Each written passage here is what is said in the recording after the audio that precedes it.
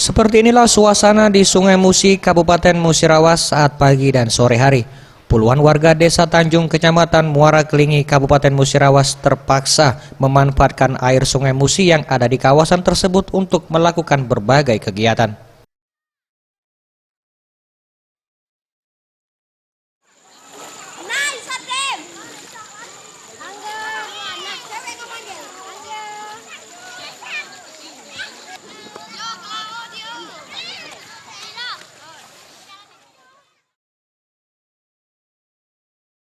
Di wilayah Desa Tanjung, sebagian besar sumur milik warga dalam kondisi surut, mengering, dan mengalami penurunan kualitas, sehingga berbagai kegiatan rumah tangga mulai mencuci hingga mandi dilakukan di Sungai Musi ini.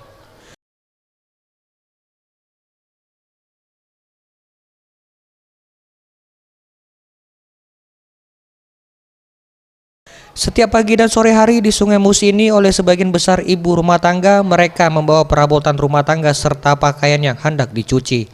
Kondisi ini sudah dilakukan warga sejak musim kemarau terjadi atau sekitar 2 bulan terakhir.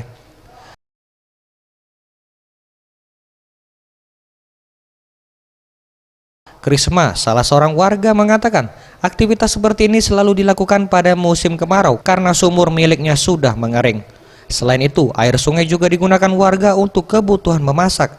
Biasanya selesai mandi dan mencuci, warga akan membawa air menggunakan ember atau jerigen.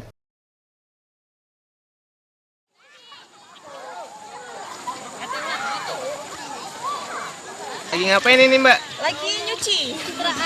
Kami lagi nyuci ini, mandinya ke Sungai Musi karena kondisi saat ini sumur lagi kering, jadi kami mandinya di sungai. Di sini, Mbak. Semenjak kami KKN di sini, kami mandi di sungai karena memang sungainya sumur lagi kering, jadi kami mandi di sungai. Warga pun berharap agar segera turun hujan, sebab saat ini debit air sungai yang menjadi sumber air bagi warga semakin surut. Tim Liputan Sriwijaya TV.